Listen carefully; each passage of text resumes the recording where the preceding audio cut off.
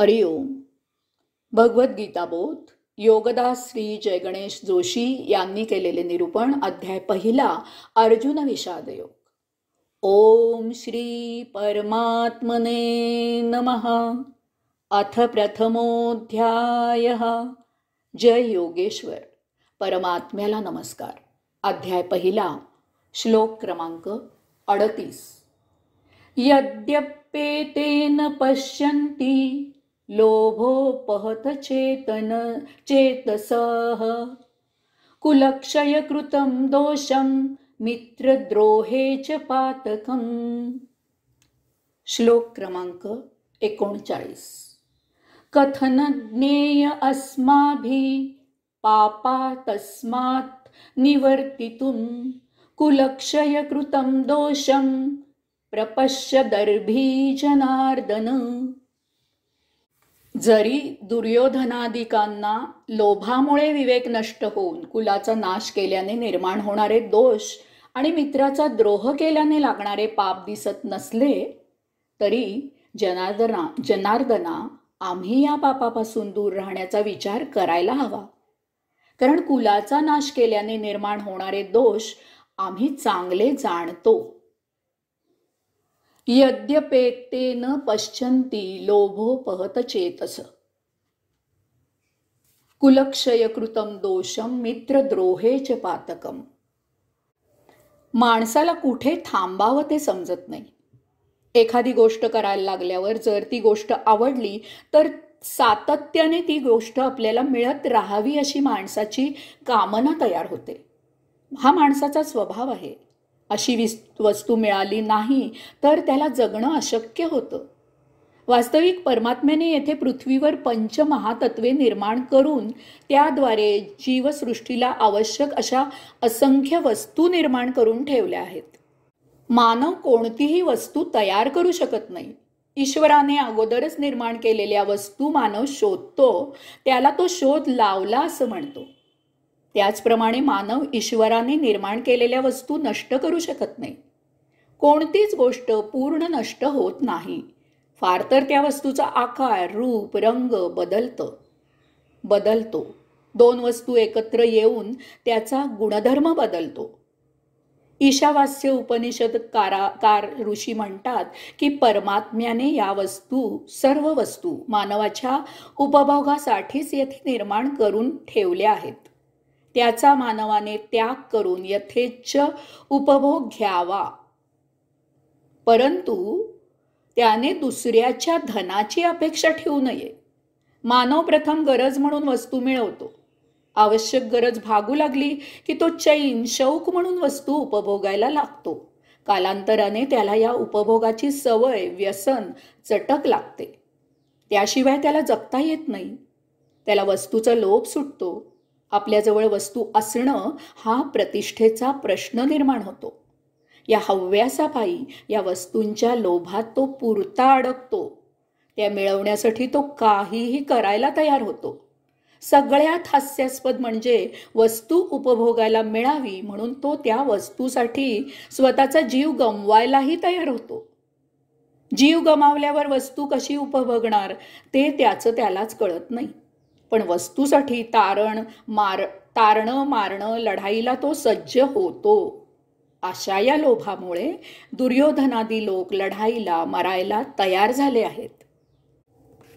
यत्किंचित राज्य आणि त्यामुळे मिळणारे उपभोग ते काय? त्यासाठी दोन्ही बाजूने 18 औक्षणी सैन्य मेलो तरी चालेल, पण राज्य मिळवणारच अशा ईर्ष्येने येथे उभे आहेत. या राज्यलोभामुळे दुर्योधनाचा विवेक, सारासार विचार नष्ट झालेला आहे. त्याला या युद्धामुळे कुळाचा नाश होणार आहे हे दिसत असून समजत नाही.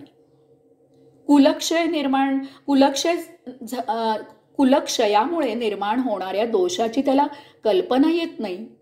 त्यातच मित्राचा द्रोह, द्वेष केल्यामुळे लागणाऱ्या पातकाची त्याला तमा नाही. या अभाग्याला, मूर्खाला हे उमजत नाहीये. वास्तविक दुर्योधन हा सुशिक्षित आहे. त्याला सर्व ज्ञान आहे. परंतु त्याचा काहीही उपयोग नाही. कारण त्याचा लोभ हा रिपू बलाढ्य झाला आहे. त्या लोभामुळे त्याला तारतम्य राहिलेलं नाही. यामुळे तो मित्राचा द्रोह करून कुलक्षय झाला तरी बेहत्तर. अशा मूर्ख भावनेने राज्य लोभासाठी पाप करत आहे. येथे कित्येक सैनिकांचा बळी जाणार आहे, त्याची या लोभ्याला पर्वा नाही. वास्तविक कुठे ना कुठे दुःख दोष तयार झाल्याशिवाय सुख तयार होत नाही, मिळत नाही. दुःखाशिवाय निखळ सुख मिळूच शकत नाही. भर घालायची असल्यास कुठेतरी झीज व्हावी लागते. दुःख सहज सहन करण्यासारखं त्या दुःखातही सुखाचा अनुभव आनंददायक असला तरच सुख घ्यावं.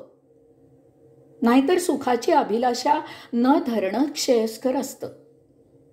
लढाईमध्ये प्राणहानी, वित्तहानी, सैनिकांच्या बायकांना वैधव्य, कुटुंबाचं पोरकेपण, लहान मुलांची आबाळ अशा अनेक गोष्टी लक्षात घेता ते मिळणारं राज्य सुखाचं वाटणं शक्य नाही. यामुळेच अर्जुन युद्ध न करण्याचा विचार बोलून दाखवत आहे. वस्तू कितीही मिळवल्या तरी त्या येथेच ठेवून जायचं आहे. आवश्यक वस्तू मिळवणं समजू शकतं, परंतु केवळ सोस म्हणून अहंकार जपण्यासाठी वस्तू मिळवणे हा आणि त्यासुद्धा अधर्माने मिळवणे हे महापाप आहे. एखादी वस्तू नसताना जर आपण उत्तम प्रकारे जीवन जगू शकत असलो तर ती वस्तू मिळवण्याचं प्रयोजन नसतं. एक वेळ वस्तू मुळातच नसलेली परवडते, कारण आपल्याजवळ असलेली वस्तू आपल्यापासून दुरावली गेली तर त्याचं दुःख फार असह्य होतं. तेव्हा वस्तू मिळवताना मुळातच नीट विचार करून संग्रह करावा, वस्तूच्या मागे लागावे. यालाच अर्जुन पातक लागेल असं म्हणत आहे. यामुळेच तो युद्ध न करण्याचा विचार बोलून दाखवत आहे. कथन ज्ञेय अस्माभि पापात तस्मात निवर्तितुम कुलक्षय कृतम दोषम प्रपश्य दर्भी जनार्दन. अर्जुन येथे एक तात्विक मुद्दा उपस्थित करत आहे. दुसरी व्यक्ती खालच्या पातळीवर उतरली तर याचा अर्थ आपणही तसेच खालच्या पातळीवर उतरायचे असा होत नाही. एखाद्याने आपल्याला सभ्यतेची मर्यादा सोडून ओलांडून अर्वाच्य शिव्या दिल्या म्हणून आपणही तशाच प्रकारे त्याला शिव्या द्याव्या असं होत नाही. आपण आपली पातळी सोडून चालत नाही. दुर्योधन अधर्माने वागत आहे, तो लोभी आहे, त्याच्या कुळाचा घात होईल, त्याला कुलाचा घात होईल हे कळत नाही. मित्रद्रोहाचं पातक लागेल हे समजत नाही. हे सत्य आहे, परंतु अर्जुन म्हणतो की आम्ही पांडव हे सर्व जाणतो. अशा जाणणाऱ्यानेही न जाणणाऱ्याप्रमाणे वागावे हे योग्य नाही. जर आम्हा पांडवांना हे सर्व समजते तर त्यापासून आम्ही दूर राहणेच हेच योग्य आहे. केवळ मूर्ख असमंजस दुर्योधनाने आतताईपणा केला म्हणून आम्ही सुद्धा त्याच्यासारखेच वागून त्यांच्यावर सूड घेणे योग्य नाही. तसे केल्यास दुर्योधन आणि पांडव यांमध्ये काहीच फरक राहणार नाही. अधर्माने वागणारा अधर्माने वागला तर त्यात विशेष गोष्ट नसते, परंतु धर्माने वागणारा जर अधर्माने वागला तर ती विशेष गोष्ट असते. एक विशेष गोष्ट आहे की अर्जुन प्रश्न निर्माण करत आहे. तो निर्णय घेऊन त्याप्रमाणे कृती करत नाही. काय केलं असता काय होईल याची चर्चा करण्याच्या मनस्थितीत तो आहे. अर्जुन जर म्हणाला की त्याला युद्ध करायचं नाही, तो अरण्यात चालला, तर तेथे इतर काही करायला मार्ग नाही. परंतु तो तसं करत नाहीये, कारण त्याची मनस्थिती द्विधा आहे. यामुळे नेहमीच घडणारी गोष्ट घडण्याची शक्यता हळूहळू निर्माण होत आहे.